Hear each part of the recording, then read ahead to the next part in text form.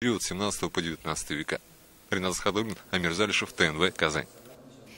Салат с тунцом и чипсы – вот рацион Элтона Джона в Казани. Сегодня организаторы его концерта раскрыли некоторые тайны райдера. 7 декабря легенда поп-музыки впервые выступит в столице Татарстана. Маргарита Петрова о том, чем он порадует своих поклонников.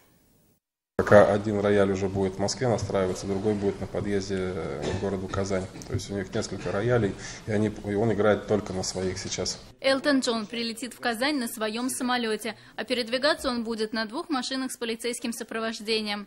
Сегодня раскуплено уже треть билетов, говорят организаторы. Среди зрителей будут и жители соседних городов. В программе любимые миллионами хиты и песни из нового 31-го альбома Метро.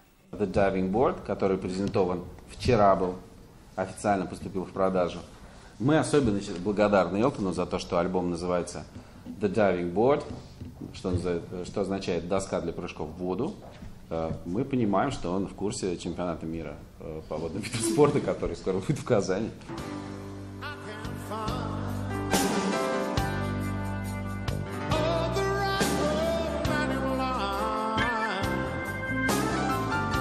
Переговоры с менеджерами певца начались еще прошлой весной. Организаторы рассказали, что в мировой музыкальной среде Казань известна своей надежностью.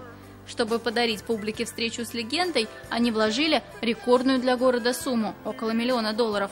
Большая часть пошла на гонорар артиста. Этим летом из-за серьезной операции Элтон Джон отменил несколько концертов. Позже в одном из интервью признался, что чувствует зависимость от живых выступлений. Уже играл в 92 странах и намерен довести эту цифру до 100. Маргарита Петрова, Александр Мальцев, ТНВ, Казань. Таковы наиболее